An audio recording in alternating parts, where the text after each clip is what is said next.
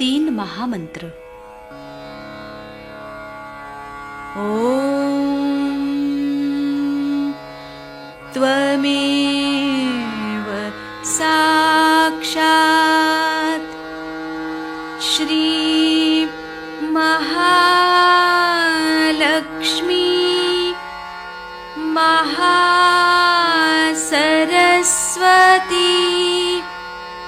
महाकाली त्रिगुणात्मिका कुंडलिनी साक्षात् श्री आदिशक्ति माताजी श्री निर्मला देव्यै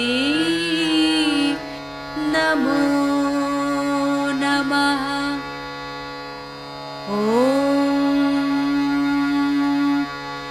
त्वमेव साक्षात् श्री कल्की साक्षात् श्री आदिशक्ति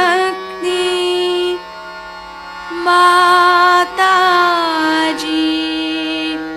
श्री निर्मला देव्यै नमो नमः। ॐ त्वमेव साक्षात् श्री कल्की साक्षात् श्री सहस्रार स्वामिनी मोक्षप्रदायिनी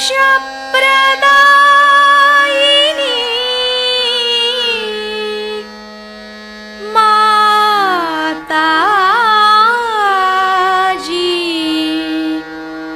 श्री निर्मला देव्यै नमो नमः। श्री गणेश मंत्र। ओम त्वमेव साक्षात् नमः।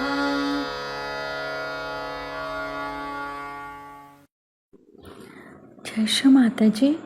दोनों हाथ माँ के सामने, सेंटर हृदय में माँ की छवि को देखेंगे।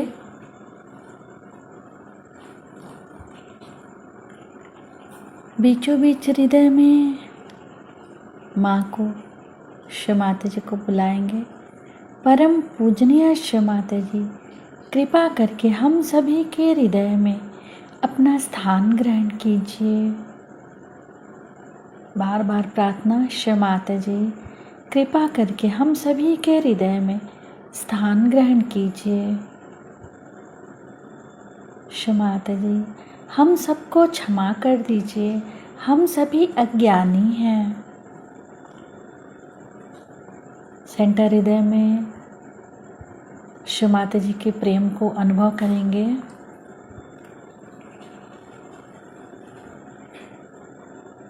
श्री माता जी आप ही तो श्री जगदम्बा भी हैं। कृपा करके हम सभी के हृदय में श्री जगदम्बा स्वरूप में संपूर्ण शक्तियों के साथ अपने श्री चरण कमल लेकर आइए। माँ के श्री चरण कमलों को देखेंगे सेंटर हृदय पे।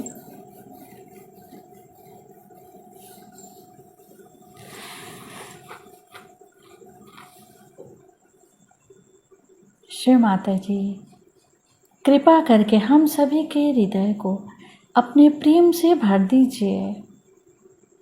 श्री माता जी हम सभी आपसे बहुत प्रेम करते हैं, हम सभी के हृदय में आइए।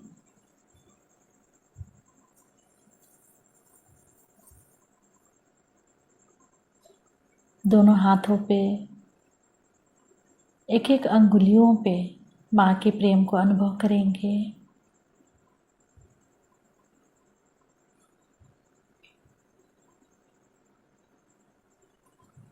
धीरे धीरे अपने संपूर्ण चित्त को राइट स्वादिष्ठान पे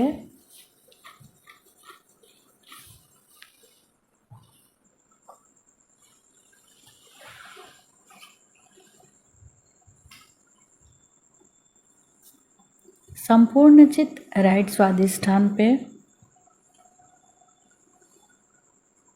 श्री माता जी, आप ही करता हैं, आप ही करविता हैं। हम सभी के अंदर से समस्त कर्ता भाव समाप्त कीजिए।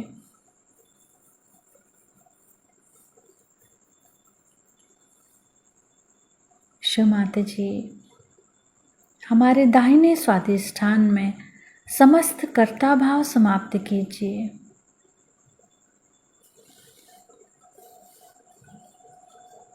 चित शक्ति मंत्र ओम त्वमेव साक्षात् श्री चित शक्ति साक्षात् श्री आदि शक्ति माता जी श्री निर्मला देव्यै नमो नमः।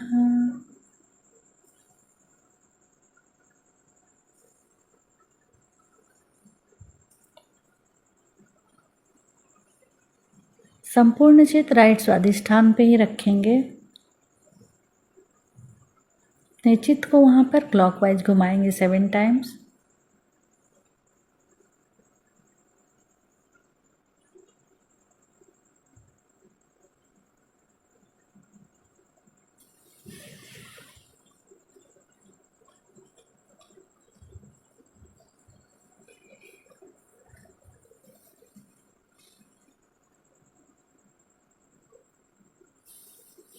धीरे धीरे अपने संपूर्ण चित्त को राइट नाभि पे माँ के श्री चरण कमलों को देखेंगे। शिव माता जी, कृपा करके अपने श्री चरणों की शीतलता हमारे लीवर पे प्रदान कीजिए।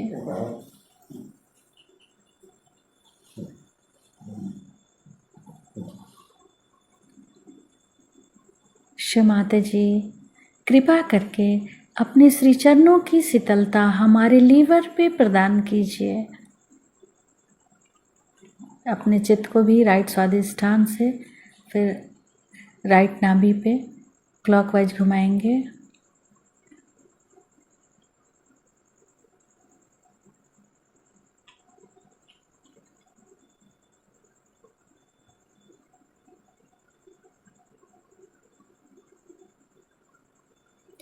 धीरे धीरे अपने संपूर्ण चित्त को सुषुम्ना नाड़ी से उठाते हुए सेंटर नाभि, सेंटर हृदय, सेंटर विशुद्धि, फ्रंट आज्ञा, सहस्त्रार। शिव माता जी, हम आपको सुन सके ऐसी कृपा कीजिए। Yesterday I spoke in English language, but everybody has requested that I should speak in Hindi today. I hope English knowing people won't mind my using the national language for this purpose. But there is a very nice book written by a Swiss gentleman about Sahaja Yoga. I don't know if the book is out of stock, but that is in English and it's really a very beautiful book. If you want to have a book, you can place your order with these people here and they may be able to send you the book later on. Thank you.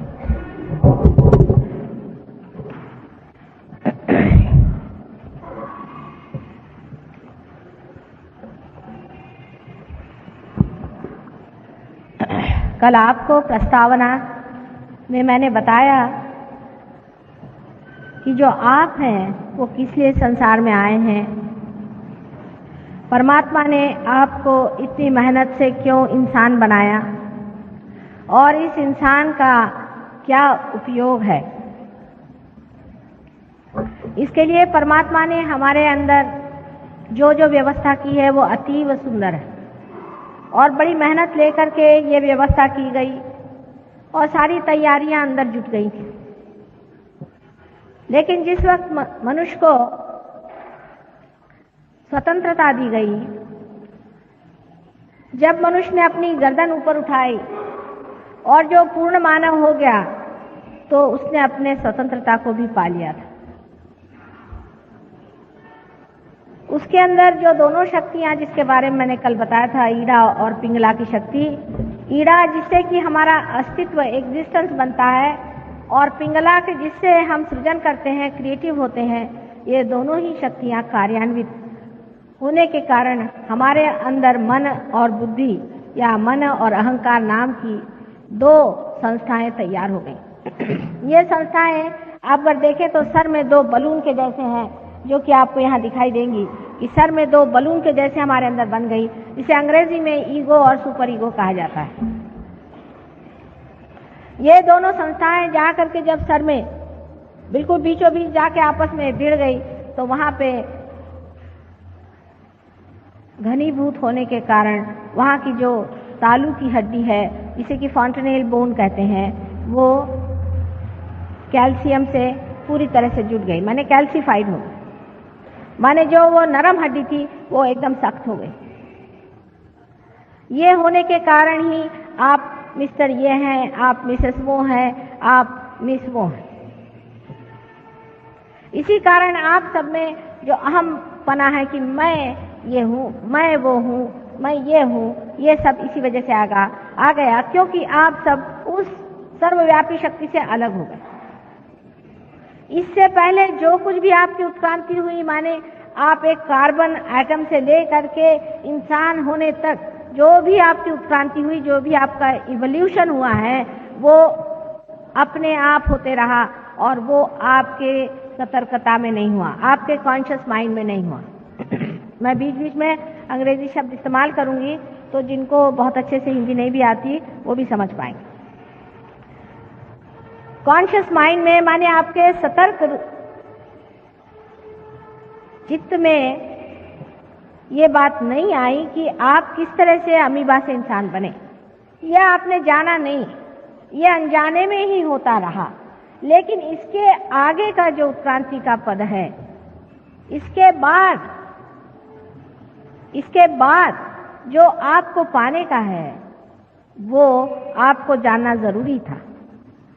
अगर आप न जानते तो न तो आप परमात्मा को जानते, न उसकी मेहनत को जानते, न ही उसकी शक्ति को जानते, न ही उस शक्ति को आप कार्यान्वित कर पाते। इस दशा में जब आ गए, इस विशेष दशा में, इस प्रौढ़ावस्था में, इस मैच्योरिटी में जब आप आ गए,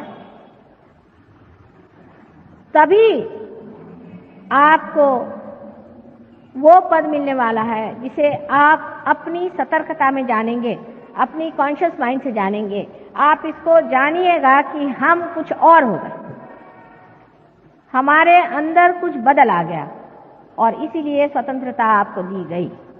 ये स्वतंत्रता इसलिए दी गई, जैसे कि एक बच्चे को पहले आप गणित में सिखाते हैं कि 2 और 2 4 है, उसके बाद उसको एक सवाल आप दे देते हैं, उसको कहते हैं कि इस सवाल का आप जवाब ढूंढ के निकालिए।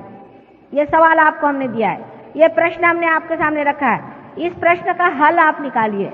इसी प्रकार परमात्मा ने आपको इसलिए स्वतंत्रता दी कि जीवन का प्रश्न जो है उसे आप अपनी बुद्धि से ही साधें।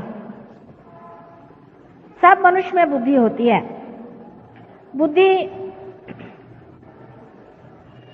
में जब तक सुबुद्धि नहीं होती, विजडम नहीं होती है, तब वो बुद्धि किसी काम की नहीं। सुबुद्धि भी मनुष्य में होती है, जन्मता ही उसमें सुबुद्धि भी होती है, लेकिन मनुष्य अपनी स्वतंत्रता में इसे खो बैठता है। सुबुद्धि आपके अंदर होती है, और सुबुद्धि से जब आप किसी चीज में, अपनी स्वतंत्रता में किसी चीज को आप खोजते हैं,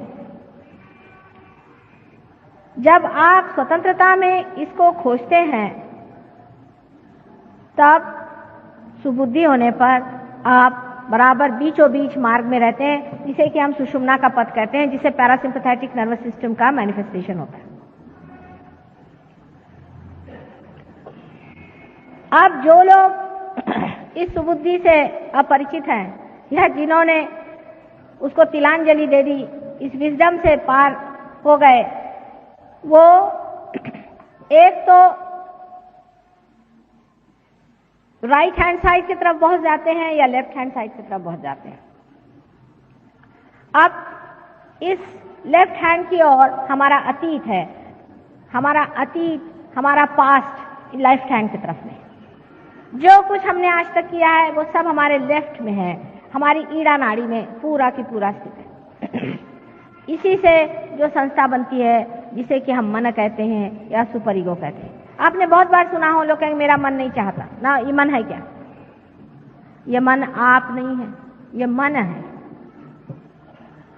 लोग कहते हैं भाई मेरा मन नहीं चाहता है करने को, ये आपके बचपन से बैठे हुए संस्कार, बचपन से बैठे हुए दिमागी जमा खर्च और पूर्व जन्म के भी बैठे हुए जितने भी आपके अनुभव हैं, सारे ही आपके लेफ्ट साइड में बैठे हो। अच्छे बुरे सब तरह के आपके लेफ्ट हैंड साइड में बैठे, और आपके राइट हैंड साइड में आपका भविष्य है। राइट हैंड साइड में आप जो सोचते हैं आगे का, ये करने का है, प्लानिंग करने का है, ऐसा करने का है, वहां जाने का है, इसे मिलने का है, ये सारा कुछ आपके राइट हैंड साइड में होता है। उसी प्रकार हमारे शरीर की चिंता करना कि हमारा शरीर कैसा ठीक रहेगा और इस शरीर में ये तकलीफ है और किसी आने वाले मृत्यु से डरना आदि सब राइट हैंड साइड में हो जाता है। पर सुषुम्ना जो बीच का स्थान है वो है आपका प्रेजेंट, माने वर्तमान, प्रेजेंट। अब मैं आपसे कहूं कि आप इस वक्त रुक जाएं, इसी वक्त यहां पर आप रुक जाएं, तो हो नहीं सकता। रियलाइज सोल्स को होगा, बाकी नहीं रुक सकते, क्योंकि एक विचार उठता है फिर वो खत्म हो जाता है। आप उसका उठना देखते हैं, उसका गिरना नहीं देख सकते। दूसरा विचार उठता है, वो भी गिर जाता है। इन दोनों के बीच में जो जगह है वो विलंब है, वही प्रेजेंट है। जो उठा विचार और गिर गया वो तो अतीत में चला गया, वो तो पास्ट में चला गया, और जो विचार आने वाला है वो सामने के लिए बना हुआ है, वो आपके भविष्य में, फ्यूचर में चला गया। लेकिन जो इसके बीच में थोड़ी सी जगह होती है जिसे विलंब कहते हैं, वो जगह वहीं प्रेजेंट है, और वो हर इंसान में इतनी छोटी सी होती है कि इंसान ज्यादातर एक विचार के खोपड़ी पे आया नहीं कि दूसरे पे कूदा, तीसरे पे कूदा, चौथे पे कूदा, बस हर समय कूदता ही रहता है। इसलिए वो अंदर उतर नहीं पाता है। और यही चीज जब कुंडलिनी ऊपर चढ़ती है तो ये दोनों ही मन और अहंकार को ऐसे नीचे निचोड़ लेती है कि ये दोनों ही चीजें एकदम से जैसे कोई गुब्बारे में से हवा निकल जाए ऐसे सिकुड़ जाती हैं, और उसके कारण हमारा विलंब स्थापित होता है। इसलिए हम निर्विचार हो सकते हैं। कल जो लोग यहाँ पर पार हुए हैं, जिनके हाथ से ठंडी ठंडी हवा आने लग गई थी, वो निर्विचार हो गए। लेकिन हम लोग इस निर्विचारिता में रुक नहीं पाते, क्योंकि हमारी आदतें पहले से लगी हुई हैं, हमारे तौर तरीके पुराने सालों के चल रहे हैं, उससे हम अपने को छोड़ नहीं पाते।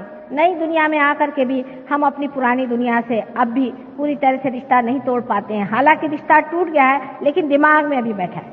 जैसे कि समझ लीजिए एक आदमी शहर में रहने वाला है, और वो जब गांव में जाता है तो जैसे शहर में मोटर चलाता है वैसे ही गांव में चलाने लगता है। फिर उसे बताया जाता, बाबा यहाँ का रास्ता खराब है, इस तरह से मोटर मत चलाओ, यहाँ तो सत्यानाश हो जाए, तुमको तो खूब गोल घुमा के चलाना पड़ेगा। तो भी वो भूल जाता है, उसकी आदत पड़ी हुई है दिमाग की। इसीलिए दिमागी जो आदतें हैं वो आप पे काम करती हैं। इसलिए मैंने आपसे कल कहा था कि जब आप पार भी हो गए तो भी आपको चाहिए कि आप सहयोग के लिए जरूर थोड़ा सा टाइम निकालें, जिससे आपकी निर्विचारिता स्थापित हो जाए। पहले तो विलंब का स्थापन करना होता है। अब जब यह आपका विलंब स्थापित होता है, यही वो जगह है जहां से परमात्मा का साम्राज्य शुरू होता है। जैसे कि आप सोचिए कि चक्की का मुंह, चक्की के मुंह में जब तक आप दाना नहीं देंगे वो पिस के नहीं निकलने वाला, ऊपर में आप डालिएगा इधर उधर फैल जाएगा। इसी तरह निर्विचारिता समझ लीजिए परमात्मा के साम्राज्य का मुख है। उसमें आप डाल दीजिए तो सारा ही कार्य हो करके, उसका जैसा प्रोसेसिंग हो करके आपको तैयार काम मिलेगा। यानी इतनी प्रचंड शक्ति है परमात्मा की। क्या आपको कोई प्रश्न है? अभी यहाँ पर एक साहब आए हुए हैं, वो मॉरिशस के रहने वाले हैं। बहुत बड़े साइंटिस्ट हैं और उन्होंने डॉक्टरेट की, बहुत सालों से मेहनत करते रहे। उनकी डॉक्टरेट किसी तरह से पास नहीं कर रहे थे और विषय उन्होंने बड़ा सुंदर लिया था कि शराब का क्या असर होता है हमारे ऊपर। उसमें सहयोग की दृष्टि से भी बहुत विचार विनिमय हुआ। लेकिन उनका माँ मैं तो हार गया इन लोगों से, ये तो मेरा देखते भी नहीं। मैंने कहा अच्छा तुम्हारा थीसिस तुम लेके आ जाओ। तो लेके आए, मैंने उसे पढ़ा वढ़ा कुछ नहीं। मैंने कहा भाई अभी इसका तो टाइम नहीं है। बस मैंने उसे उठा करके और उस चक्की के मुंह में दे दिया और आपको आश्चर्य होगा दूसरे दिन वो डॉक्टर हो गए। दूसरे ही दिन, एक शब्द भी इसमें से झूठा नहीं। उस चक्की के मुंह में डालने का एक प्रयास शुरू हो जाना चाहिए। करते करते वही फिर आदत हो जाती। फिर हम कहते हैं अच्छा भगवान पे छोड़ दो। आप कितना भी कार्य कर लीजिए, लेकिन अगर वो परमात्मा पे छोड़ा नहीं है तो उसका फल पता नहीं कहां से जाके क्या निकला है।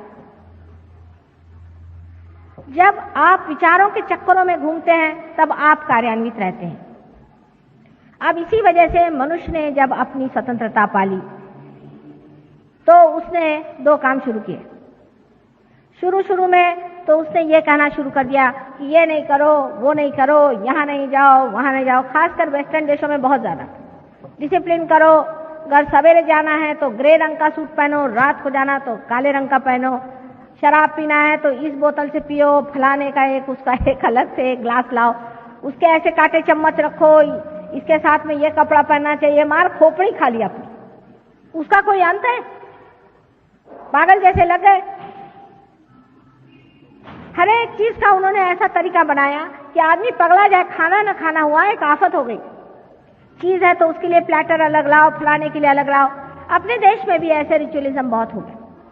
यानी परमात्मा की प्रार्थना करना, परमात्मा को अपने को समर्पित करना, ये छोड़ के उसके दुनिया भर के रिचुअलिज्म हमने निकाले। और उसमें इतनी बेवकूफियां हमारे देश में भी हमने की है कि जिसकी कोई हद नहीं। उसका उदाहरण एक बताऊं कि जैसे कि संकष्टी होती है अपने यहाँ, जिस दिन श्री गणेश जी का जन्म हुआ है, उस दिन उपवास करना। अब ये बताइए आपके घर अगर बच्चा होगा तो उस दिन क्या आप उपवास करेंगे, सुतक रखेंगे? एक सीधा हिसाब बताइए। एक रीजनिंग लगाना चाहिए ना, आदमी को सोचना चाहिए क्या हम इस तरह से करेंगे? हमारे घर अगर बच्चा हुआ तो भाई हम शोर करेंगे, उस दिन ढोल बजाएंगे, लोगों को पेड़े खिलाएंगे, खूब मौज करेंगे, मेजबानी करेंगे। और श्री गणेश जब पैदा हुए तो उस दिन जा करके आप उपवास करें। ये इस तरह की अजीब अजीब चीजें। फिर ये कि मंदिरों में जाना, फिर मंदिर में ब्राह्मण बैठे हुए हैं, बड़े 420 हैं पक्के, मालूम है इनका कोई चरित्र नहीं, कुछ नहीं, जाके उनके सामने उनके पैर छूना। आपके पैर के धूल के बराबर भी नहीं है, पर वहां बैठे हैं मंदिर में तो उनके पैर छूना। फिर वो तीला लगाना और सवेरे 4 बजे उठ करके सबको परेशान करना, चीखना, चिल्लाना, धर्म के नाम पे हर तरह की परेशानी डालना। हर एक धर्म में, कौन सा धर्म ऐसा नहीं जिसमें तमाशे नहीं किए? जैन धर्म लो तो भगवान ने बचा रखे। जैन धर्म में जो जो तमाशे इन्होंने किए हैं भगवान ने बचा रखे। एक बड़े भारी जैनी मुनि मेरे पास आए, मैंने कहा भाई ये क्या कर रहे हो तुम लोग? कि उसके चंवर के हिलाने के पैसे दो और उसके पीछे में वो मूर्ति के पीछे में खड़े होने के पैसे दो, उसके पैसे दो, उसके पैसे दो। ये कोई तरीका है? जैसे वो शादी होती है, बारात में दूल्हा आता है तो उसके घोड़े के पैसे दो, उसके गाड़ी के पैसे दो, ऐसे भगवान के सब चीज के आप पैसे देते बैठे हुए हो। इस तरह की अजीब सजीब चीजें हमारे धर्म के नाम में बन गई। क्रिश्चियन धर्म में तो और भी सत्यानाश, कुछ पूछे ही नहीं। पहले आपको मालूम होगा कि पोप साहब ने वो निकाले थे परवाने, ये लो वो लो और परवाने करो। अभी भी वही चला, हर एक चीज में पैसा। जहां जाइए वहां पैसा लेना और इस तरह की चीजें करना। फिर आप जानते हैं नन्स बनाना, फिर उनके बाल कटवाना, फिर उनको हर तरह से उनके शरीर को तकलीफ देना। ये किसने बताया? अपने यहाँ भी बहुत है। कोई वो हो गए सन्यासी नहीं हो गए, कोई सन्यासी हो गए तो एक पैर से खड़े हुए हैं, कोई सर के बल खड़े हुए हैं। ये कोई परमात्मा को खुश करने का तरीका है? आप ही बताइए। अगर आपका बेटा आपके सामने ऐसा करे तो आप तो मर जाइएगा परेशानी से कि क्या पगला गए कि हुआ है इनको, ये ऐसा क्यों कर रहे हैं? किसने बताया आपको कि आप अपने को इतनी तकलीफ दीजिए, इतने परेशानी में डालिए? रात दिन यहाँ मुसलमानों में पकड़ के कोड़े मारो, चिल्लाओ, चीखो, ये किसने बताया? इस तरह के तमाशे रिलीजन के नाम में न जाने कितने अंट शंट बातें हो गई जिसकी कोई हद नहीं। तो उसका रिएक्शन हो गया, जब बेवकूफी हद तक पहुंच गई तो उसका रिएक्शन हो गया। साइकोलॉजिस्ट आए, वो अपने बड़े अक्लमंद समझते हैं, हमारे मराठी में कहते हैं उल्टावर से शहाणे। उन्होंने समझाना शुरू कर दिया कि साहब ये तो ठीक नहीं है, आप कंडीशनिंग कर रहे हो, कंडीशनिंग कर रहे हो, अपना सब व्यक्तित्व ही खत्म करे दे रहे हो, ये नहीं करो वो नहीं करो, तुम्हारा लिबरेशन कैसा होगा, तुम सब इनहिबिटेड हो, तुम्हारे अंदर ये हालत खराब है वो हालत खराब। चलो साहब, अब ये सवारी कर चुके, अब दूसरी सवारी शुरू हुई, अब दूसरी सवारी पे लग गए। एक तरफ से तो इन्होंने ऐसा विकृत मन तैयार कर लिया, धर्म के नाम पे, डिसिप्लिन के नाम पे दुनिया भर की चीजें कर करके, और लोगों में इतनी विकृति आ गई, इतनी विकृति आ गई, बिल्कुल जिसको कहते हैं अनैसर्गिक, कृत्रिम, बिल्कुल आर्टिफिशियल चीजें आ गई। और दूसरी साइड में इन्होंने जो शुरू कर दिया कि साहब कुछ नहीं, किसी की परवाह नहीं, भगवान नाम की चीज नहीं है, कोई नहीं, हमको कोई मतलब नहीं। 12 साल का बच्चा हो गया तो माँ बाप से कोई मतलब नहीं, माँ बाप भी छोटा बच्चा पैदा हो गया उसको दूसरे कमरे में डाल देंगे। औरतें फ्री हो गई, आदमी फ्री हो गया। भाई फ्री क्या हो रहे हो, किससे हो रहे हो? आप एक शरीर के अंग प्रत्यंग हैं, आप फ्री कैसे होंगे? जैसे मेरी उंगली इसमें से छटक के कह दे कि मैं फ्री हो गई, तो इसका क्या अर्थ निकलता है ऐसे उंगली का, जो मरी हुई उंगली है। फ्री तो आप तब होंगे जब उसको जानिएगा जिसके अंदर आप बसे हुए, उस शक्ति को जानिएगा जिससे आप प्लावित। तो हुआ क्या कि पहले तो आपने अपने को धर्म के नाम पे सर्वनाश कर लिया, और अब दूसरे तरफ शुरू हुआ धर्म के नाम पे सर्वनाश करो। अंधा धर्म इतना मूर्खता से पाला गया, उसके बाद इस तरह की महामूर्खता दूसरी तरफ शुरू हुई कि भगवान नहीं। इससे जो जो असल में थे लोग, उनका ही नाम बदनाम हो गया। माने लोग तो कहते हैं ईसा मसीह भी नहीं थे, और ईसा मसीह थे तो वो ठीक आदमी नहीं थे। माने क्या कोई हद होती है? आप उनके पांव के धूल के बराबर नहीं है, आप उनको कैसे जज कर सकते? लेकिन कौन बात करे, क्योंकि ये तो अहंकार के घोड़े पे चढ़ बैठे। आपने देखा होगा कि जब आदमी में अहंकार चढ़ जाता है तो उसकी खोपड़ी खराब हो जाती है। एक कहानी है कि कुछ देहाती लोग एक मिनिस्टर साहब से मिलने गए, तो उनके पीए साहब मारे अपनी शान बगार रहे थे। तो बेचारे देहाती को समझ में आया, उन्होंने कहा कि साहब आप क्यों इतने बिगड़ रहे हैं? कहना आपको पता नहीं मैं पिए हूँ? कहना हमको पहले पता देते आप कि आप पिए हुए हैं तो हम आपके सामने नहीं आते। तो जिसके ईगो चढ़ जाता है वो पिए हुए आदमी जैसा था, उसको समझ में नहीं आता है। उसके पास अगर सत्ता हो गई तो उसको तो ऐसा लगता है कि वो घोड़े से भी जल्दी चल रहा है। घोड़ा तो पीछे रहेगा, ये ऊपर ही दौड़ते रहता है बिगाड़ घोड़े के। अजीब पागलपन के नमूने आप लोगों ने देखे होंगे, मुझे बताने की जरूरत नहीं। कोई आदमी फोन पे बात करता तो फौरन पता हो जाता कि कहाँ की चिड़िया है ये। बात के ढंग में, बातचीत में, हर एक चीज में उसके अंदर अहंकार ऐसा जोर मारता है कि उसको पता ही नहीं चलता। आप लोगों के अहंकार में अभी तक उतनी वो नहीं आई है चुस्ती जितनी हमने वेस्ट के लोगों में देखी। उनका तो अहंकार ऐसा उन पे जमा बैठा हुआ है कि वहां का एक साधारण मजदूर भी इस तरह से बात करता है कि लगता है ये कौन से पागल खाने से चला है भाई। वहां तो नम्रता नाम की चीज किसी को मालूम नहीं, सुबह से शाम गाली गलौज के सिवा बात ही नहीं करते। कम से कम अपने देश में सभ्यता है, कम से कम बोलने में लोग सभ्यता से बात करते हैं। नसीब है मैं मराठी में हिंदी में बोल रही हूँ, ये लोग सुनेंगे नहीं। हालांकि वो खुद ही कहते हैं, मुझसे कहते हैं माँ हमारे अंदर कलोसल ईगो आ गया है, हम कहीं नेपोलियन तो नहीं थे पहले जन्म में। इसलिए समझ लेना चाहिए कि एक तरफ तो हम बहते बहते चले गए, एक साइड में अंधश्रद्धा में, और दूसरी तरफ हम बहते बहते चले गए अहंकार। दोनों भी चीजें असलियत से दूर है। हर एक चीज का जो इसेंस होता है, जो तत्व होता है, बीचों बीच होता है। हमारी भी पीठ की रीढ़ की हड्डी बीचों बीच रहना, मध्यगा, उसी में शक्ति होती है। क्या हमारा हाथ भी टूट जाए तो फर्क नहीं पड़ेगा, लेकिन हमारी रीढ़ की हड्डी टूट जाए तो हम जी भी नहीं सकते। इसीलिए जो इंसान एक्सट्रीम्स पे चलते हैं, अब पैसे के लिए भागना शुरू हुआ तो पैसों के लिए भाग रहे। अरे भाई उसकी भी कोई हद होती है या क्या? आखिर तुम्हें क्या खरीदना है? क्या हेलीकॉप्टर खरीदना है? पैसे के पीछे भागेंगे तो इस हद तक कि देश भी बेच दो, कोई हद नहीं।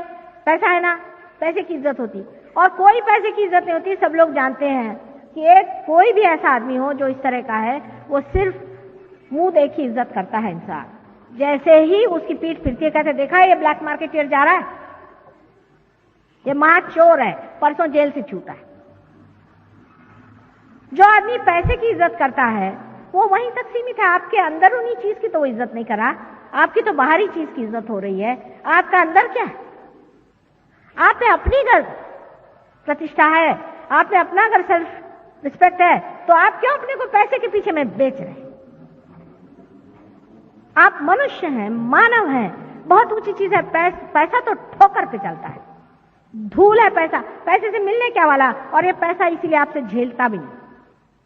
आपके पास 100 रुपया आ जाए तो ठीक है कहना, पर कहीं 200 आ गए तो गए आप गुत्ते पर। गुत्ते पर नहीं गए तो और कुछ धंधे शुरू कर दिए आपने। ज्यादा पैसा आदमी को झेलता ही नहीं। कभी मैंने सुना नहीं कि कोई आदमी को ज्यादा रुपया मिल गया तो वो जाकर फौरन ये सोचता है कि इससे मैं चलो जा करके कोई बड़ा ही शुभ काम करूं, या किसी गरीब के घर में जा करके उसकी लड़की है या बच्चा है उसका कुछ देखभाल करूं। बहुत कम। ये ऐसे भी जो लोग करते हैं वो मतलब उनके पास लाखों रुपया का उसमें से एक पाई निकाल करके वो देंगे और कहेंगे मेरा नाम आप छापिएगा जरूर। मेरे पास ऐसे रोज आते हैं कि हम आपके आश्रम के लिए रुपया देंगे, पर आप हमारे बाप का नाम वहां लिख दीजिएगा। मैंने कहा मैं क्या लिखूंगी आपके बाप का नाम? लोग पूछेंगे कि इसकी स्पिरिचुअल वैल्यू क्या थी इस आदमी की। आपकी स्पिरिचुअल वैल्यू क्या है उसे देखना चाहिए। आपका आत्मिक तत्व कहां तक जागृत हुआ है वो महत्वपूर्ण बात है। जब आप अपने आत्मिक तत्व पे आते हैं तब आप इस तरह से पागल जैसे पैसों के पीछे भागते नहीं। और आप जानते हैं कि पैसा कभी भी समाधान नहीं दे सकता। ये तो इकोनॉमिक्स में लिखी हुई बात है। ये तो इकोनॉमिक्स में लिखी हुई बात है कि पैसा आपको समाधान नहीं दे सकता। You please be seated, because even if I am not speaking in English, you expose yourself to me. Just sit down like. Doesn't matter. You see, so many people listened to me in English yesterday patiently because they realize it is the exposure to mother is important and not what she speaks. This intellect where you are hearing is of no use in Sahaja. Alright, you just put your hands like this and don't get disturbed. You can hear me through your heart. तो आपकी जो असलियत है उसकी इज्जत करिए। जो आपके अंदर बसी हुई परमात्मा की देन है उसकी आप इज्जत करिए, और तब आप किसी एक्सट्रीम पे नहीं जाते। सत्ता के पीछे में आजकल आप देख रहे हैं अपने देश में कि लोगों में जरा भी किसी भी प्रकार की स्टेबिलिटी नजर नहीं आती, क्योंकि उनमें अपने में उनको विश्वास नहीं रह गया। उनको यही नहीं समझ में आ रहा है कि क्या करें, बौखला गए। उनका बेस ही कोई नहीं रह गया, कोई उनके तत्व नहीं रह गए, क्योंकि वो तत्व से बहुत दूर चले गए हैं। और उस तत्व के दूर जाने के लिए उनको कोई भी घबराहट नहीं होती, क्योंकि उनका अहंकार उससे पूरा होता है। इसका फायदा बहुत लोग उठाते हैं। इस तरह के जो लोग डामाडोल होते हैं उनका बहुत लोग फायदा उठाते हैं। अब आप कहिएगा कि माता जी आजकल तो सभी लोग इसी प्रकार के अपने देश में हो गए हैं। सबका जो है वो अहंकार इतना बढ़ गया है कि लोग किसी भी तत्व में विश्वास नहीं करते। नहीं करेंगे तो भुगतेंगे। जो मनुष्य अपने तत्व में विश्वास नहीं करता वो भुगतेगा। हर एक ने भोगा है, और जो नहीं करेंगे वो सब भोगेंगे। हिटलर अपने को समझता था कि वो दुनिया को नचा देगा। उस जमाने में तो उसको ऐसा लगता था कि वो जो करे सो कायदा। उसका उन्होंने तो भोगा ही, उनके सारे देश ने भोगा और आज तक भोग रहे। इसलिए याद रखना चाहिए कि पहले ये मैं कहूं कि तुम बेटा भोगो, बेहतर मैं ये कहूं कि तुम अपना जो आनंद है उसे भोगो, अपना जो सुख है उसे भोगो, अपना जो तत्व है। यह भी एक शान की चीज है कि आदमी अपने तत्व पे खड़ा है। इससे बढ़ के और क्या शान हो सकती है? आपके पास 4 मोटरें नहीं हो तो क्या फर्क पड़ने वाला है? उससे क्या आपका चला जाने वाला है? लेकिन कम से कम दुनिया में लोग ये तो कहते हैं कि तत्व के आदमी हैं। अगर है दुनिया में तो ये तत्व के आदमी है। ऐसे तो 1000 खटमल पैदा होते हैं और मर जाते हैं। आप अगर वाकई में कोई इंसान है तो अपने तत्व पे आपको रहना चाहिए। और जब आप अपने तत्वों पे रहते हैं तो बहुत से लोगों का ये भी उसमें गड़बड़ हो जाता है कि बड़े तत्वनिष्ठ हुए तो सबको सोचते हैं डंडा मारते फिरो। तत्वनिष्ठ माने उनको लगता है 4 बजे सवेरे उठना बड़ी तत्वनिष्ठता है। ये ऐसे तत्व नहीं है। तत्व बहुत ही अंदर से जानने की चीज है। सबसे बड़ा तत्व है प्रेम। सबसे बड़ी ऊंची चीज है प्रेम। और जिसने इस तत्व को नहीं पहचाना वो बाकी के जो दिखाऊ तत्व है जिससे आप दुनिया भर की गर्दन घोटते फिरिए। आपको उपास करना है, उपास करते रहिए। दुनिया भर को आप क्यों स्काउट बनाए हुए हैं?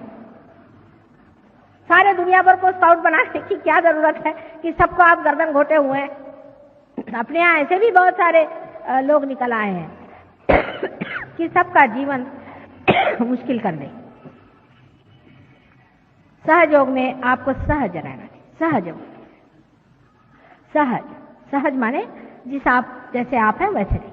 कोई आपको असहज भावना नहीं करने की। कोई आपको जरूरी नहीं कि आप लंगूर बन के घूमिए, या कोई जरूरी नहीं कि आप बड़े भारी अंग्रेज साहब बन के घूमिए। आप हिंदुस्तानी हैं, हिंदुस्तानी ढंग से आप रहिए। हिंदुस्तानी इंसान जैसे रहते हैं वैसे रहिए। आप अंग्रेज हैं, आप अंग्रेज जैसे रहिए। मुश्किल काम है, लेकिन हाँ। अब उन लोगों के यहाँ क्या हो गया कि एक एक्सट्रीम पे चले गए, अब दूसरा एक्सट्रीम शुरू हो गया। वहां के लोगों ने कपड़ा ही पहनना छोड़ दिया। जितना उन्होंने कपड़ों का पहले महात्म्य किया था, अब उसके फलस्वरूप ये हो गया कि वो कहते चलो फटे कपड़े पहनो। यहाँ से फटे कपड़े वहां पे एक्सपोर्ट होते हैं, आपको पता ही होगा। जिसमें बड़े बड़े पैक्स लगे हुए हैं, वो बड़े अच्छे माने जाते हैं वहां। इसलिए अस्सी पे जाने वाले लोगों ने अपने साथ बड़ी ज्यादती कर ली। अब बहुत लोगों को है कि काम है मुझे बहुत, मैं काम करता हूं। काम करना अच्छा है, लेकिन परमात्मा को भी याद करना चाहिए। अपने आत्मा की तरफ भी ध्यान देना चाहिए। बैल के जैसे जुतने वाले लोग सहयोग के लिए बेकार। कोई जरूरत नहीं बैल के जैसे जुतने की। ठीक है, आप टाइम से काम करिए और थोड़ा टाइम अपनी बीवी बच्चे सबके साथ रहिए। उनके साथ भी समय बिताइए। आपके ऊपर उनकी भी जिम्मेदारी है। उनका जीवन बर्बाद करके आप बड़ा भारी तमाचा लगाने की कोई जरूरत नहीं। अपने घर के लोग, अपने अड़ोस पड़ोस के लोग, सबसे आप प्रेम से रहिए। आपको प्रेम के लिए टाइम नहीं है और काम करने के लिए आपके पास टाइम है। और इस काम का फायदा क्या है? क्या फायदा है आपको? हमने बड़े बड़े देख लिए तीरंदाज इसमें, जिन्होंने बड़ी बड़ी पोजीशन ऑक्यूपाई करी। जब वो रिटायर हुए तो जो कुर्सी खिसकी तो वो तो एकदम रसातल में पहुंच जाते। कोई पूछता भी नहीं एक बार जाकर कि आप कहां बैठे हुए हैं। और जिन्होंने प्रेम की गाथा गाई उनको आज तक लोग याद करते रह गए। ऐसे अनेक आप उदाहरण जानते हैं। जितने भी साधु संत हो गए, चाहे जैसे भी गरीबी में रहे हो, आज भी लोग मत्था टिकाने उनके दरबार पहुंचते हैं।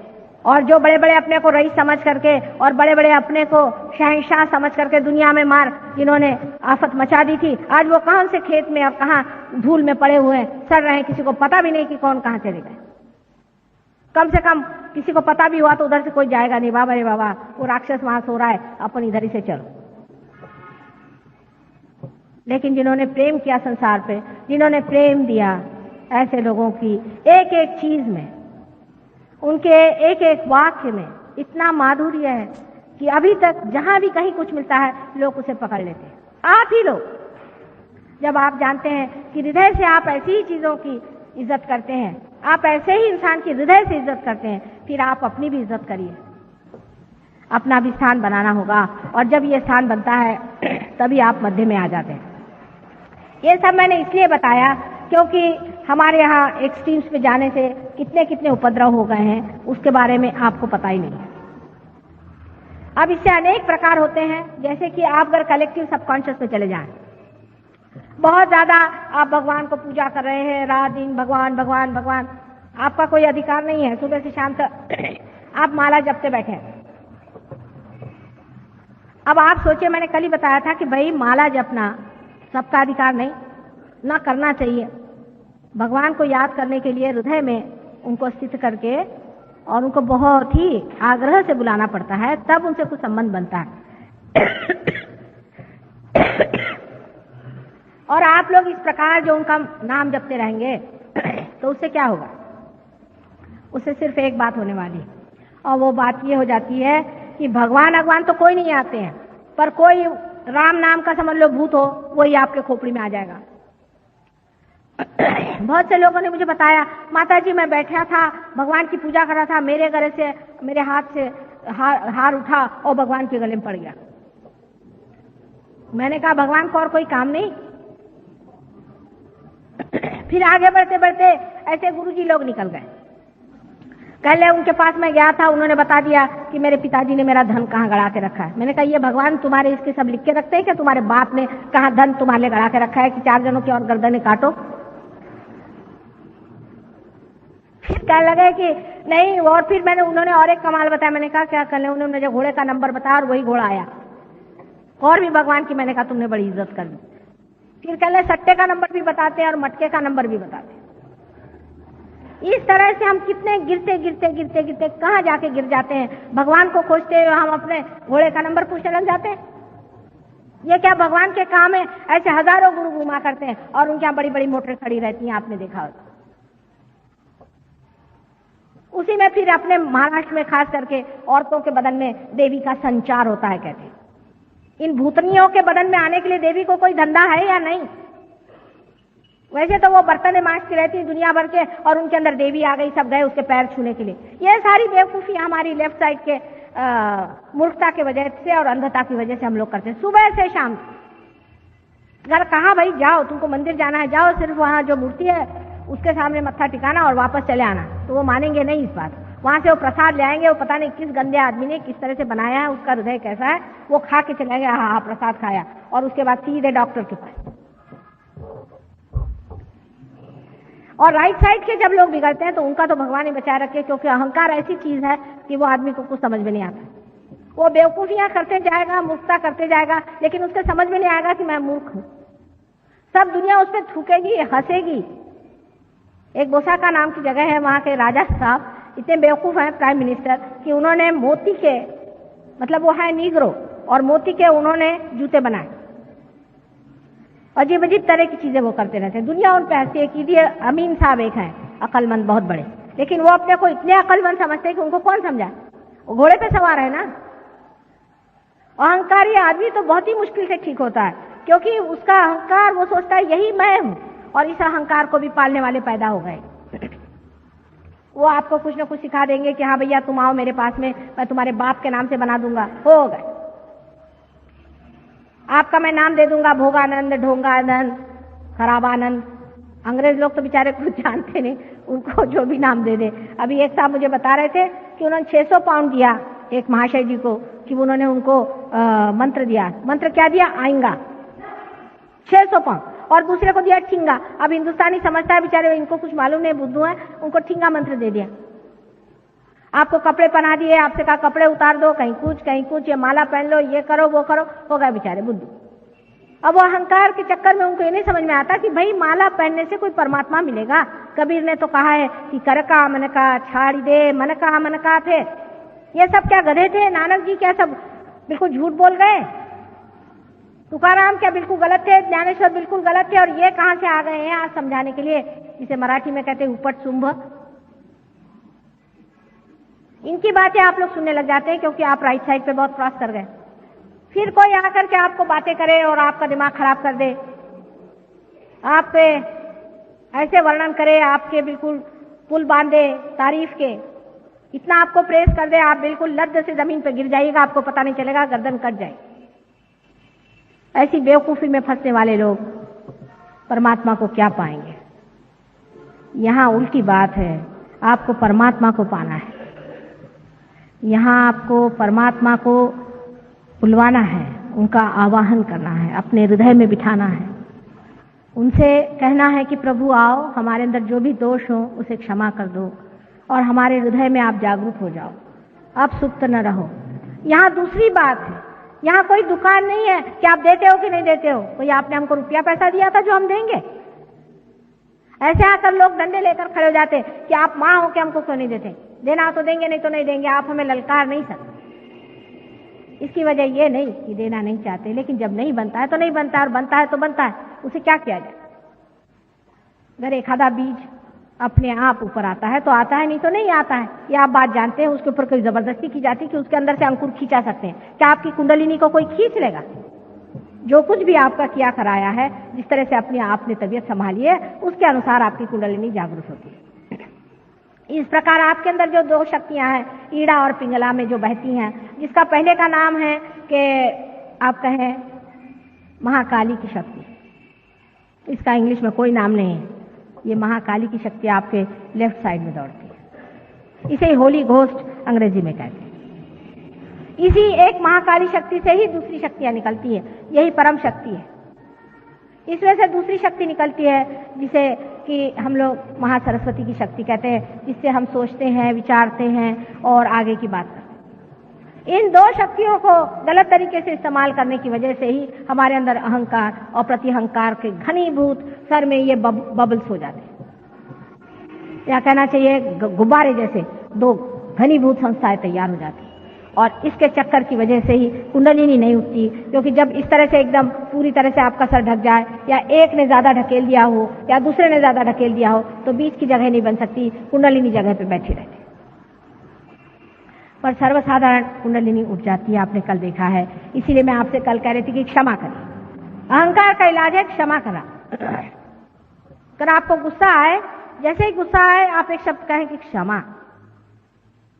कोई अगर बोले समझ लो आप बहुत क्विक टेम्पर्ड हैं, बहुत हॉट टेम्पर्ड हैं, बहुत ही ज्यादा, आपके नाक पे कहते हैं कि नाकाचा शेंडाला राग अस्ते, नाक के ऊपर में यहाँ आप पे गुस्सा बैठा हुआ। ऐसे आदमी को यह करना चाहिए, जैसे आप में गुस्सा है तो आप उसे कहते ठहरिए ठहरिए ठहरिए, 3 मरतबा उसे कहिए, या आप उसे कहिए क्या कहा आपने, क्या कहा आपने, क्या कहा आपने, और फिर उसके बाद आप कहिए क्षमा। कोशिश करके देखिए, गुस्सा आपका कम हो जाएगा। लेकिन जबरदस्ती गुस्से से जूझने की जरूरत नहीं है। गुस्से की जूझने की जरूरत नहीं। जिस आदमी के अंदर गुस्सा दबा हो, चाहे निकला हुआ है, जिसमें गुस्सा करने की आदत है, इसका मतलब है उसका अहंकार दुखित है, उसका अहंकार परेशान है। इसलिए आदमी को पहले अपने को क्षमा करना चाहिए और फिर दूसरों को क्षमा करना चाहिए। और क्षमा इसीलिए बहुत बड़ा एक साधन भगवान ने हमें दिया हुआ है, जिसके कारण हम अपने अहंकार को पा सकते हैं। अब हमारे मन को जीतने का कौन सा तरीका है? एक तो क्षमा से हम अपने अहंकार को जीत सकते हैं, और अपने मन को जीतने का तरीका यह है कि जिस चीज को बहुत ज्यादा देखने का मन करता है, जिस चीज को बहुत ज्यादा पाने का मन करता है, उधर से अपने मन को कहना क्या बेवकूफी लगा रखी है, तो मन का खिंचाव खत्म हो जाएगा, मन की आदतें टूट जाएंगी। आदतें तोड़ने के लिए सबसे अच्छा तरीका यही है कि जिस चीज का बहुत मन चाहता है उसे कहना अच्छा जरा आप बैठे रहिए, बहुत आपको देख लिया हमने। लेकिन ऐसा नहीं होता है। अधिकतर लोग कहेंगे कि भाई मैं तो भाई असली घी खाता हूं और तो कुछ नहीं खाता, मैं तो भाई ऐसा है मेरा कि मुझे तो बढ़िया एकदम खाने के लिए चाहिए। हमारे यहाँ खाना पीना ज्यादातर मन में होता है। अपने देश में खाने पीने की बीमारी, तो सुबह से शाम यही बीमारी है कि आप क्या खाते हैं। क्या भगवान आपको कि खाने पर कोई पारितोषिक देने वाला है कि भाई आप ये खाना खाते हैं, वो खाना खाते हैं, आपको इस खाने का शौक है, आज मला पूरण पोड़ी चाहिए। इसमें अपनी शान बघारना कितनी बेवकूफी की बात है। मुझे ये अच्छा लगता है, मुझे वो अच्छा लगता है, इस तरह से जबान से कहना भी क्या शोभनीय है।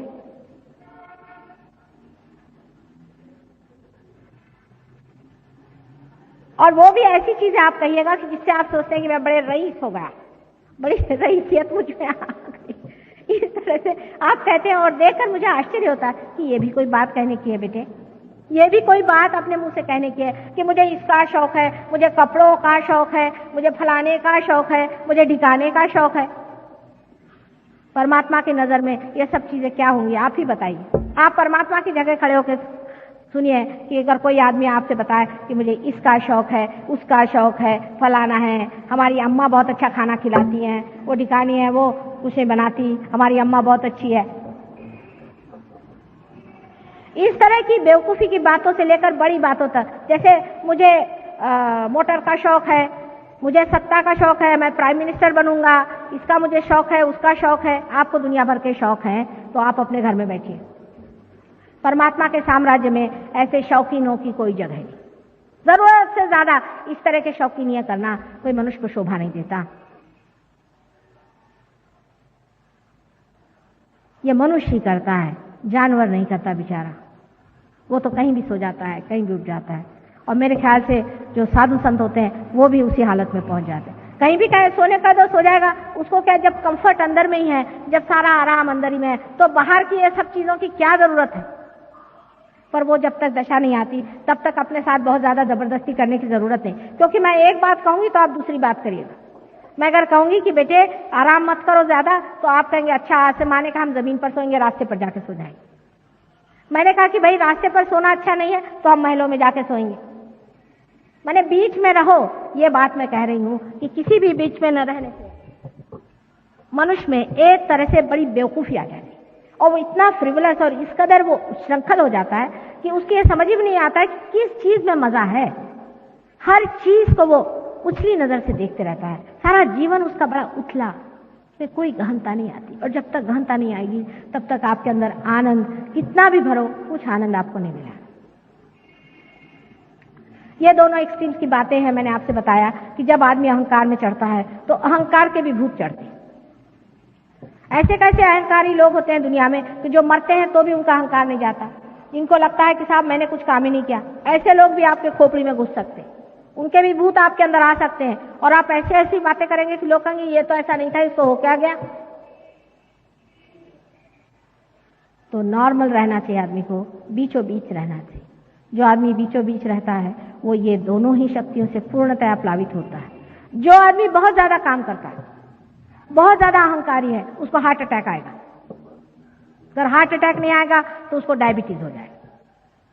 डायबिटीज नहीं होगा तो किडनी होगा, उसको लिवर हो जाएगा और उसको और बीमारियां हो सकती है। क्योंकि हमारे अंदर स्वाधिष्ठान चक्र जो है वो ये कार्य करते रहते हैं।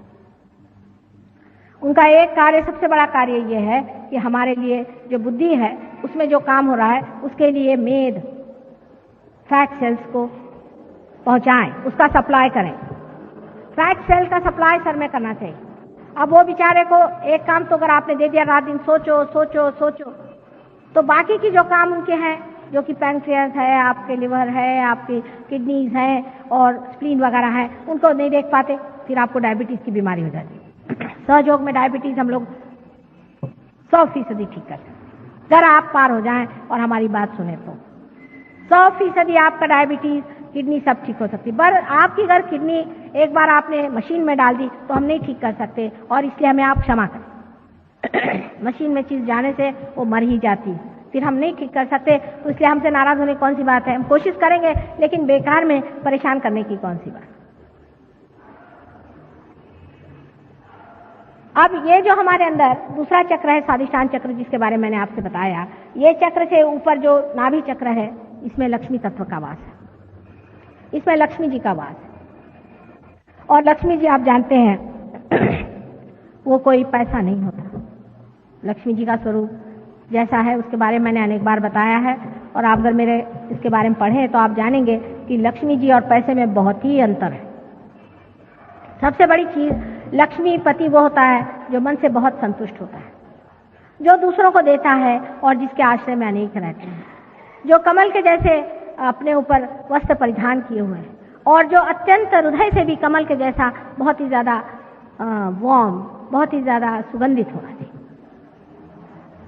अब ये लक्ष्मी तत्व जब हमारे अंदर जागृत हो जाता है, जब कुंडलिनी लक्ष्मी तत्व को छोड़ती है, तब हमारे जो कुछ भी सांपत्तिक प्रश्न है वो ऐसे छूट जाते हैं। अब सांपत्तिक प्रश्न का मतलब नहीं है कि आप अगर होना चाहें, समझ लीजिए आप बिरला टाटा होना चाहें, तो वो तो कभी ना होना। उनको जाके पूछे उनका क्या हाल है। लेकिन आपकी जो सांपत्तिक स्थिति है वो अच्छी हो जाती है। उसका मुख्यतः कारण ये कि लक्ष्मी तत्व जागृत होते ही आपकी सारी गंदी आदतें छूट जाती। शराब छूट जाएगी आपके अपने आप, आपका तंबाकू छूट जाएगा, आपका जितनी भी पान है आदि जो भी ऐसी ऐसी चीजें जिसके लिए पैसा बेकार जाता है सब छूट जाएगा, क्योंकि आप मजे में बैठे हो। दूसरा है क्योंकि लक्ष्मी तत्व की वजह से आप बराबर समझ पाएंगे कि कौन सी चीज में असलियत है और कौन सी चीज में नकलियत है। एक साहब थे, उनकी बड़ी बुरी हालत थी सांपत्तिक, वो मेरे पास आए तो उन्होंने मुझसे पूछा कि मैं क्या काम करूं। मैंने कहा कोई सा भी काम करो, अब तो तुम जागरूक हो गए। मैंने कहा तुम लकड़ी का काम करो। कल है मैंने तो कभी लकड़ी देखी भी नहीं। मैंने कहा तुम शुरू तो करो। धीरे धीरे उनको वाइब्रेशन से पता चलने लग गया कि इस काम में कैसी प्रगति करनी चाहिए, कैसे चलना चाहिए, और उन्होंने बहुत उसमें रुपया कमाया। मैंने बहुत माने काफी, जितना कि एक आदमी को समाधानी आदमी को मिलना चाहिए। इस तरह से सबका ही लक्ष्मी तत्व ठीक हो जाता है। हमारे लंदन में ऐसे बहुत से लोग हैं जिनको के लक्ष्मी तत्व से अनेक फायदे हो गए।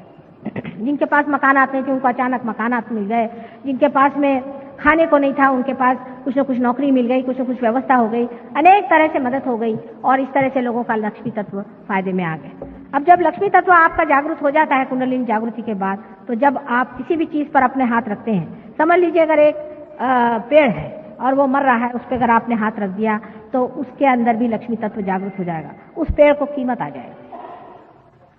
माने उस पेड़ में ऐसे फल लगेंगे जो बड़े कीमती होंगे।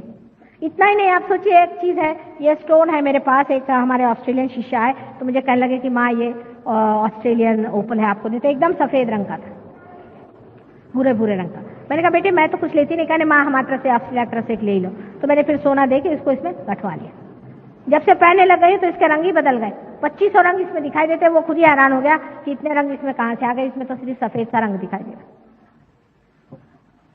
अगर ऐसा आदमी मोती पहने तो मोती की कीमत बदल जाए, जिस घर में रहता है उसकी कीमत बदल जाए, क्योंकि सारा वातावरण ही बदलते जाता है। लक्ष्मी तत्व जब आ जाता है, समझ लीजिए एक मकान है वो 25 रुपए में बिकता है, अगर कोई उसमें साधु संत रहेगा तो वही मकान 2500 में बिकने लग जाएगा। आपको आश्चर्य होगा, उसमें एक आकर्षण, एक खिंचाव, एक विशेषता आ जाती, क्योंकि जो तत्व है वो इतना परिणामकारी है, उसके बारे में हम जानते ही नहीं। उसका एक बड़ा कॉन्क्रीट उदाहरण आपको मैं दूं। शास्त्री जी की जब डेथ हुई तो उनकी जो डेड चीजें थी सब, वो जिसको हम लोग कहते हैं अर्थियां, लेकर के लोग बड़े बड़े कलश में चले।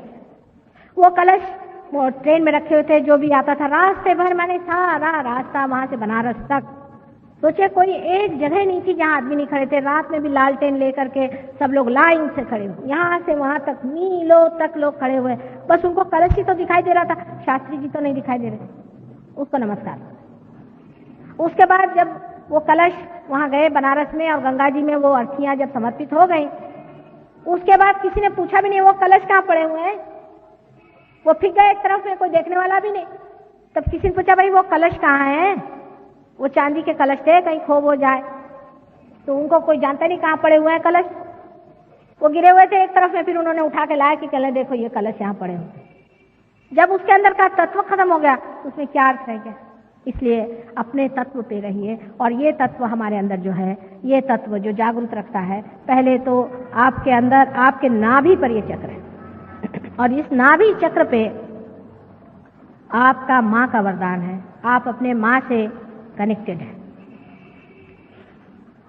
और जिस इंसान की माँ बहुत धार्मिक और अच्छी औरत होती है, जिसमें कोई भी अतिशयता नहीं होती है, ये बड़ा भारी वरदान उस आदमी के लिए। ऐसे आदमी का नाभि चक्र ज्यादातर संतुलित रहता है। जिस माँ ने अपने बच्चे को प्यार दिया, दुलार दिया और उसको हमेशा तृषित रखा या तकलीफ दी, तो फिर बहुत परेशानी हो जाती। पर अगर उस बच्चे को खूब सारा प्यार दिया और उसको हमेशा संतुष्ट रखा है, तो ऐसा लक्ष्मी चक्र बहुत जल्दी जागरूक हो जाता है। और कभी कभी कोई माँ है बहुत ही ज्यादा धार्मिक है, बहुत ज्यादा जिद्दी है, और दुनिया भर की चीजें खुराफात करती रहती है, अपने बच्चों को नहीं देखती, उनका लक्ष्मी तत्व खराब हो सकता है। वो चाहे पैसे वाला हो लेकिन उसमें लक्ष्मी तत्व नहीं होगा, माने वो ऐसा आदमी समाधान ही नहीं होता। अब साइकोलॉजिस्ट भी इसको मानते हैं कि जिस बच्चे का बचपन अच्छे से नहीं बीतता है, वो आदमी जरा सा कुछ अबनॉर्मल होता है। उसके आगे का जो चक्र है, उसके आसपास में जो आप वॉइड देख रहे हैं, ये बहुत जरूरी चीज है। ये हमारे पेट में सारा जो वॉइड है, जिसको कि यहाँ पर दिखाया गया है इस तरह से, इसके अंदर दत्तात्रेय जी का स्थान है, गुरु का स्थान है। हमारे पेट के अंदर गुरु का स्थान है। जैसे नाभि चक्र से हम खोजते हैं, पैसा खोजते हैं, या चाहे पहले तो हम खोजते हैं पेट भरने के लिए, फिर अपनी तृप्ति खोजते हैं, फिर उसके बाद में उससे नहीं भरा तो फिर उसके बाद में हम सत्ता खोजते हैं, पैसा खोजते हैं, ये खोजते हैं, वो खोजते हैं, और फिर उसके बाद में जो गुरु तत्व होता है उसको खोजते हैं। हम खोजते हैं कि हमें कोई ऐसा आदमी मिले जो हमें इस भवसागर से पार करा दे। इसके खोज में हम लग जाते हैं। ये दत्तात्रेय जी का स्थान है, आदिनाथ, जब आपने तो सुना ही है आदिनाथ का नाम, मच्छिंद्रनाथ का नाम, आदिनाथ जिन्हें कि जैनी लोग भी मानते हैं, उन आदिनाथ से लेकर सब दत्तात्रेय के अवतरण हैं। और ये अवतरण मुख्यतः 10 अवतरण हम मानते हैं मुख्यतः, पर ऐसे तो अनेक हुए हैं। ये 10 अवतरण में मोहम्मद साहब भी, दत्तात्रेय ही हैं साक्षात मोहम्मद साहब।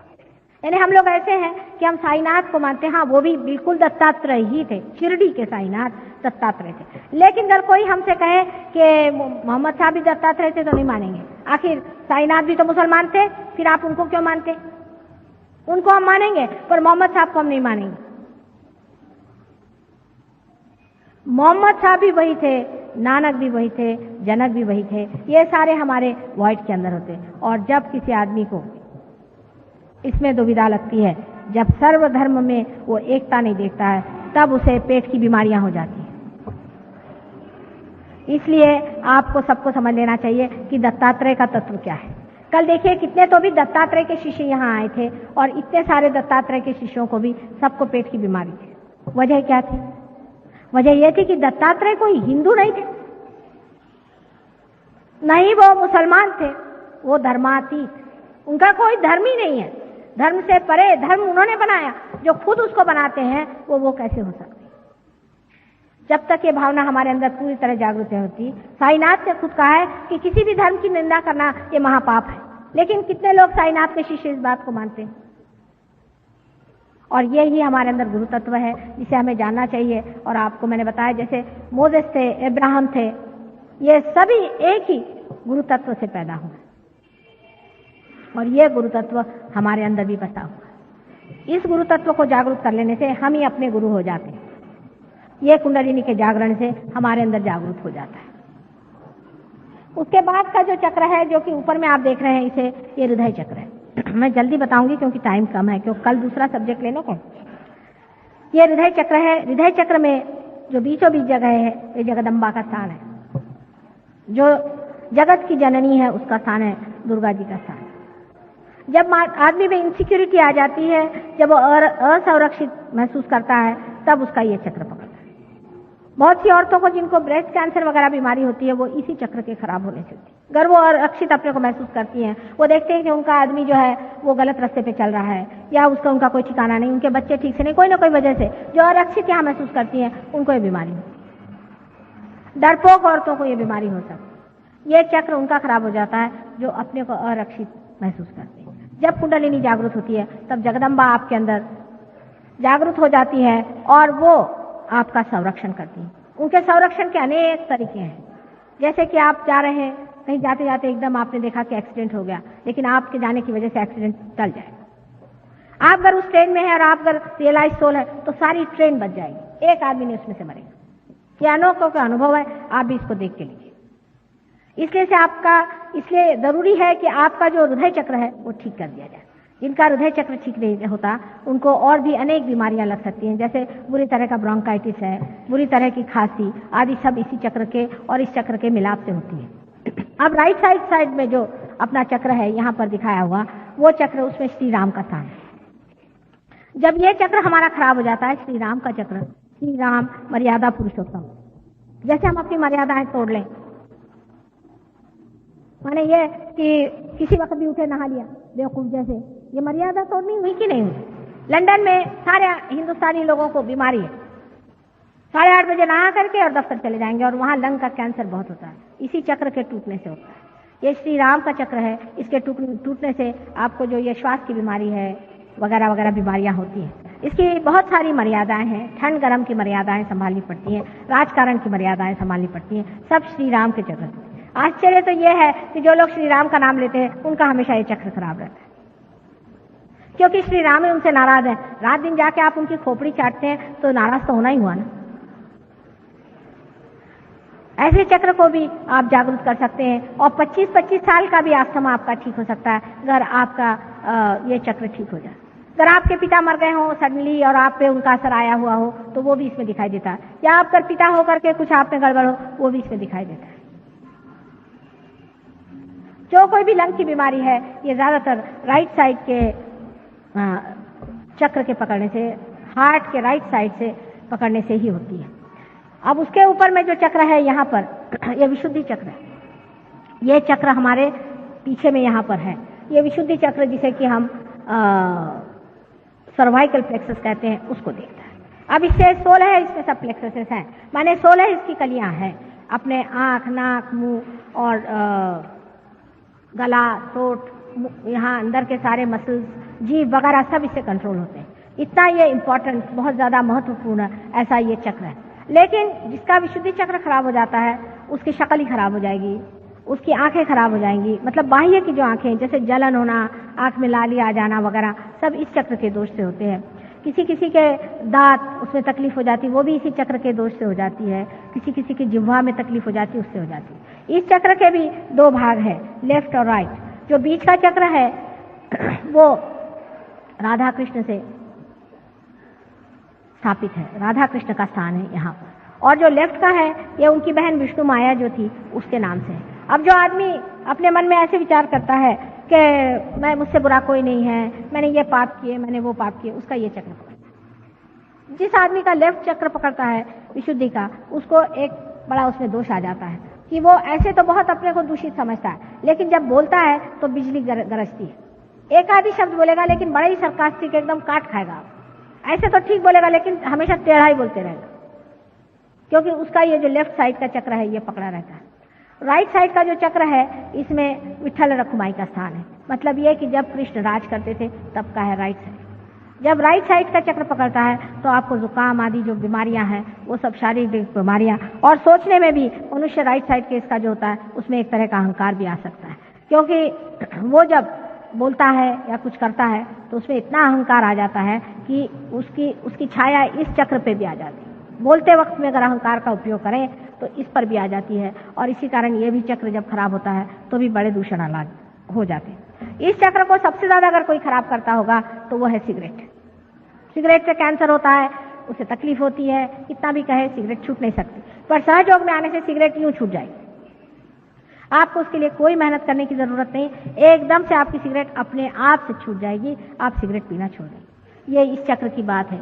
अब ये चक्र और ये चक्र मैं कल बताऊंगी, बहुत देर हो गई है, क्योंकि आप जानते हैं इसके बाद जो काम है उसमें बहुत टाइम लग जाता है। इस प्रकार आपको ये सोचना चाहिए कि हमारे अंदर परमात्मा ने कितनी सुंदर व्यवस्था की है, उन्होंने कितने सुंदर हमारे अंदर व्यवस्था करी हुई है और कितना इंतजाम किया है। जो उत्क्रांति में हमने दशावतार बनाए हुए थे वो सारे दशावतार इसी प्रकार से है कि नाभि चक्र में लक्ष्मी नारायण है, और लक्ष्मी नारायण से ही आगे बढ़ करके यहाँ तक आने पर आपके जो है 8वें अवतार तक है, और उसके बाद में 8वां अवतार जो श्री राम का है वो आपका यहाँ पे, माने यहाँ राइट हार्ट पे आता है, और 7वां अवतार, 7वां श्री राम का यहाँ आता है, और 8वां श्री कृष्ण का यहाँ आता है। इस प्रकार उत्क्रांति में आपके जो जो अवतरण हुए उसी प्रकार है। 9वां अवतार यहाँ था और 10वां अवतार यहाँ था। इस प्रकार 10 अवतार है और वो हमारे अंदर स्थित है। 9वां अवतार मैंने आपसे पहले बताया क्रिस्ट है, जो कि हम जीसस क्राइस्ट के नाम से जानते हैं, उनके बारे में कल बताऊंगी, और सहस्त्रार के बारे में बताऊंगी। इस प्रकार हमारे जो चक्र हैं उनमें आप देख सकते हैं कि कैसे परमात्मा ने कार्बन से लेकर के हमें इंसान बनाने में मदद की। अनेक बार संसार में अवतरण आए और उन्होंने किस तरह से हमारी मदद की, और अब आगे के लिए भी वो हमारी कैसी मदद करने वाले हैं। अब हम लोग रियलाइजेशन के लिए थोड़ी कोशिश करेंगे, और मुझे आशा है कि आज भी बहुत से लोग पार हो जाएंगे। कल भी बहुत लोग हो गए थे। थोड़ा पानी का सब लोग जरा जूते उतार के रागा श्याम कल्याण, please put your attention on Muladhara Chakra. Let me tell you something about Raga Shyam Kalyan. I find out a very close relation between human emotions and classical ragas.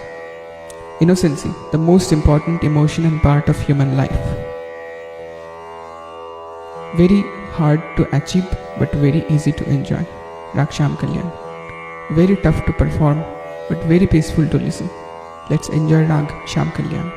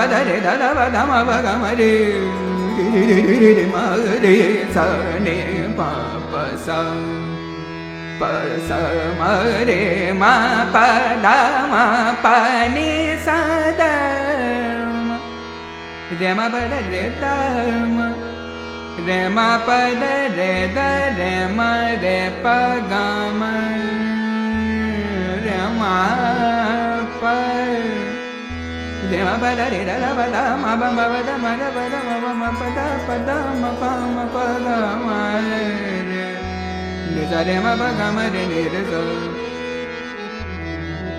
re sa re ma pa ga ma re ni re sa re sa re ma pa ga ma re ni ma re sa ma re pa ma da pa ma ba sa ni da ma da pa ga ma re sa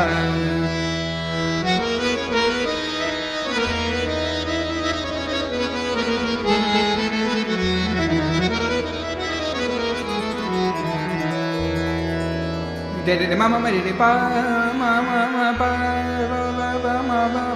da ma ba de ma ba da de da ba da ma ba ga ma de sa de sa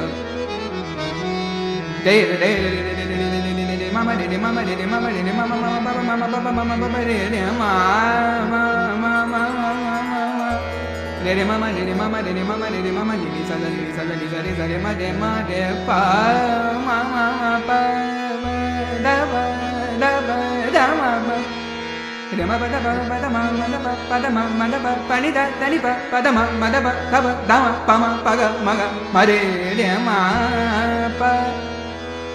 ma pa sa ni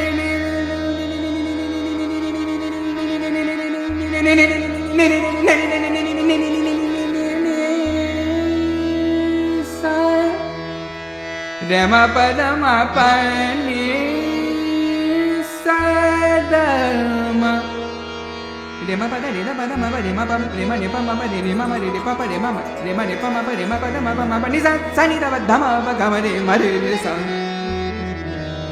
re sa ma re pa ma da ma ba sa ni da ba da ma ba ga ma re ma pa da ma ba da ma ba ga ma re ma pa da ma da pa da ma pa da ma re sa ni re sa ni sa re ma re ma re ma re ma re ma re ma re ma re ma re ma re ma re ma re ma re ma re ma re ma ma pa re ma pa da ma pa re ma pa da pa da ma pa ma da pa da ma pa ma da pa da ma pa ma ni da ni pa da ma pa ma da pa da ma pa ma ni da ni pa da ma pa pa da ma da pa da ma pa re ma pa da ma pa ma sa ni da ma pa ga ma de sa